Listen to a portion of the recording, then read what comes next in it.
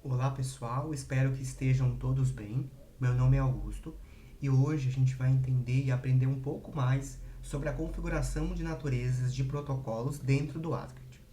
Então, para localizar a configuração de naturezas, a gente deve clicar na foto aqui no canto inferior, depois em Administração do Sistema, localizar a aba de protocolo RI e depois o ícone aqui de naturezas.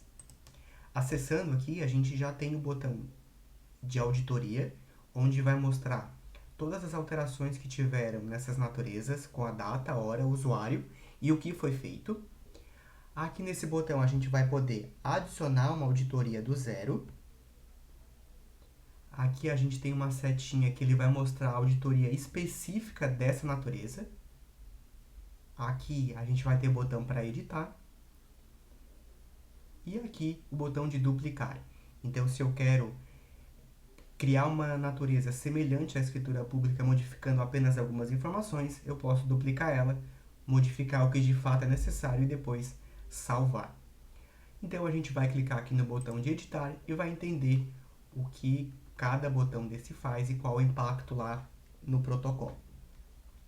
Aqui a gente vai ter a natureza, o nome da natureza, que nesse caso aqui a gente preencheu como escritura pública. Aqui, se ele é um registro ativo ou não.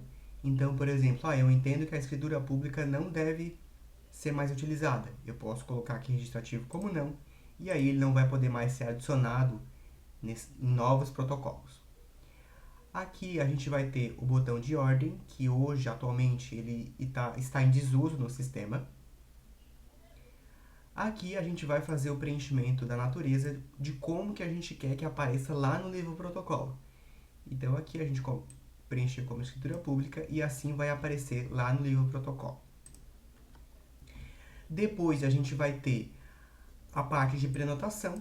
Então aqui a gente vai preencher a validade legal dessa natureza.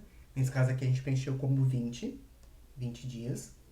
Aqui, se eu desejo usar dias corridos, então eu colocando não, ele vai considerar os dias úteis, e colocando como sim, ele vai considerar dias corridos.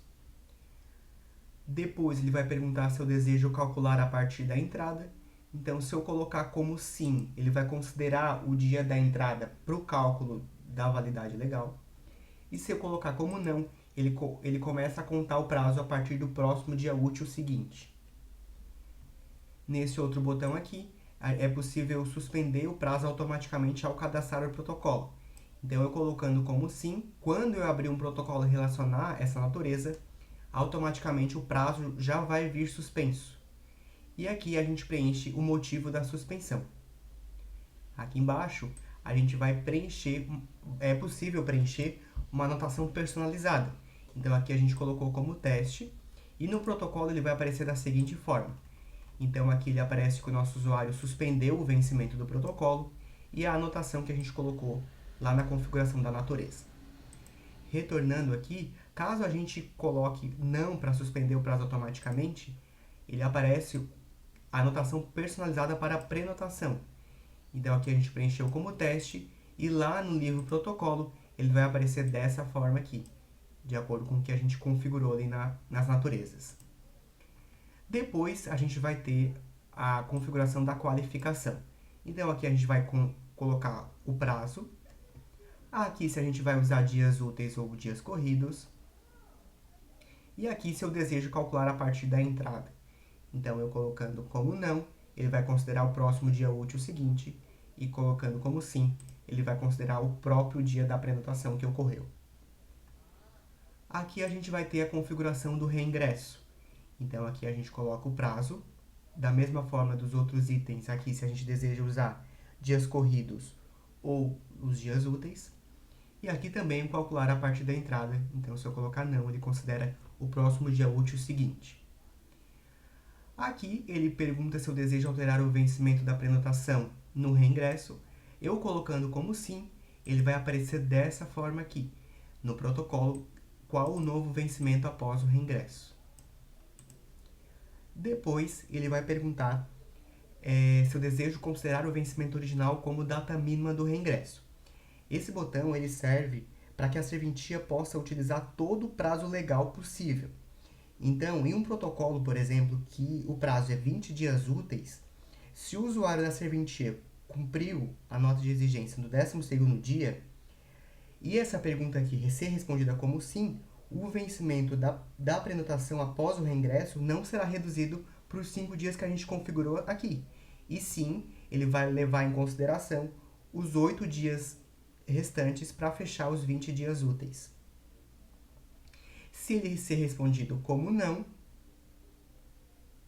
ele vai levar em consideração os dias preenchidos no campo do prazo, que nesse caso os 5 dias aqui. Depois ele pergunta se eu desejo alterar o prazo da qualificação. Então, se eu colocar aqui como sim, a gente vai conseguir colocar o prazo que a gente deseja os dias de prazo que a gente deseja colocar depois do reingresso. A gente tem um texto de ajuda aqui que ele fala que é considerado apenas quando etapa for do tipo exigência. Então, se a etapa está configurada do tipo exigência, ele vai levar em consideração esse prazo aqui configurado. Depois, a gente vai ter o aguardando o pagamento. Então, aqui ele pergunta se eu desejo alterar o vencimento ao entrar na etapa.